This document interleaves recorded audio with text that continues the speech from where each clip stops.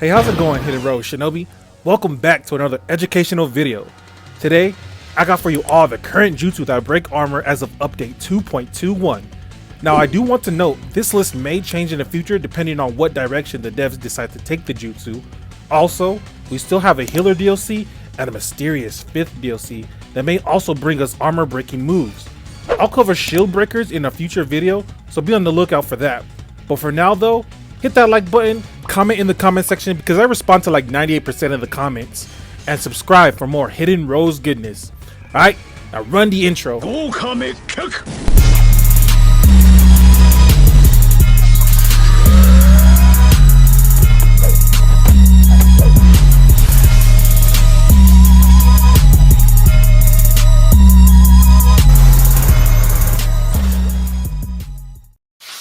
Surprisingly, when I was doing this video, not only did I notice how few moves actually broke armor in comparison to how many armor jutsu there are, but that they also mysteriously took away the armor breaking mechanics from moves that were formerly armor breakers. Additionally, a lot of these armor breaking moves are not used competitively, so that's why you see a lot of attack and defense types run wild with their super armored attacks. Now, before I move on to the armor breaking jutsu, let me once again break down the armor system as I understand it. Normal armor is an attack that goes through anything that doesn't have armor piercing capabilities. The only known move that has armor is the defense triangle. It is beat by low armor piercing moves like ninja tools. Super armor is a step above this. This is typical armor you see in almost all normal jutsu, with body blow being the only exception. Super armor is beat by armor piercing moves we'll discuss later in this video. Hyper armor is moves that cannot be interrupted by armor piercing moves, but you will take damage. Body blow has hyper armor properties where activating this jutsu can knock off the armor piercer. True hyper armor moves are generally secret techniques though. Moves like Boruto Strike or Reaper Death Seal will power through all traditional armor breakers, with Mind Transfer Clone Jutsu being the only hyper armor breaker in the game. Everything else is a one-shot. The last type of armor is known as invincibility frames. This is where you cannot get knocked out of or take damage from your move. On a lesser scale, Kamui Lightning Blade is the only normal jutsu that cannot be broken by traditional armor breaking moves or take damage. The rest are secret techniques such as Flying Raijin level 3, Totsuka Blade, or Super Expansion Jutsu. Now that we have a better understanding of armor, let's start with all the attack types armor breaking moves and work our way down from there, starting with Buddha Hands. Now what you would notice with attack types, if you want a true armor breaker using this class, you're going to have to purchase DLC. Most of attack types armor breakers are not only DLC, but not considered meta as well. And that moves into the next move, Octopus Hug. A powerful move, but put on the back burner. Don't get me wrong though. This is still a viable option if you know the enemy will be full of armor attacks. The next attack type armor breaker is the newly introduced Oboro Guruma. Surprisingly enough, this move is still higher restriction damage effect than all the other moves that were nerfed.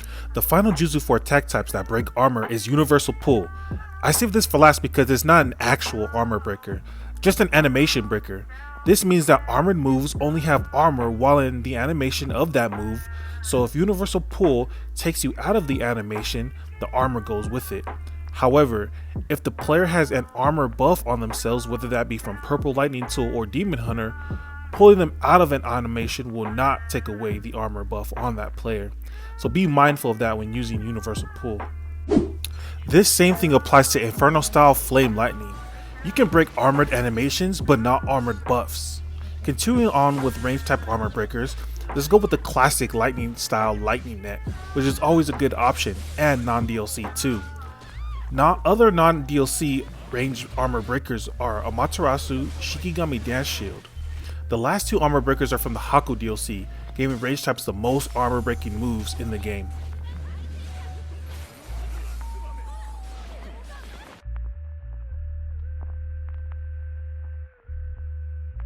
Moving on, defense types surprisingly have the least amount of armor breaking moves in the game.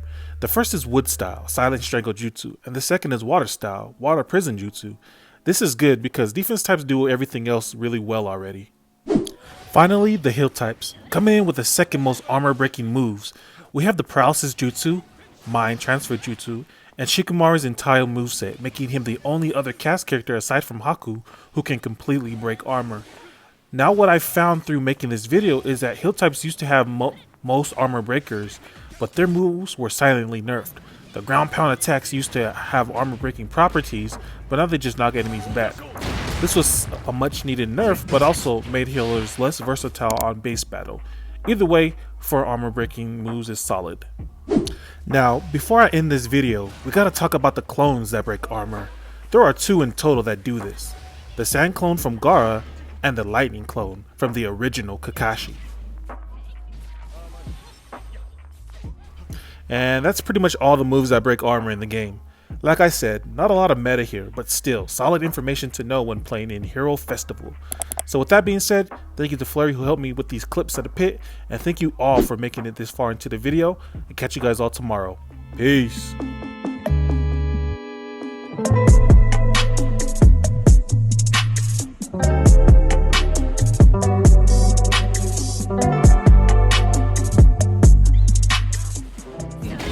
So wait, not from, wait. Okay. Yeah, that's a fact. Wait, I'm kinda lost right now.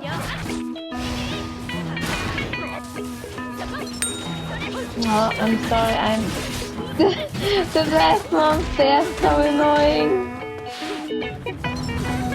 I never used this. I'm sorry, I'm so bad with this. Oh shit, oh. Oh no, I'm on a tree. Oh, okay. Oh, I'm sorry. I keep on doing this. Oh.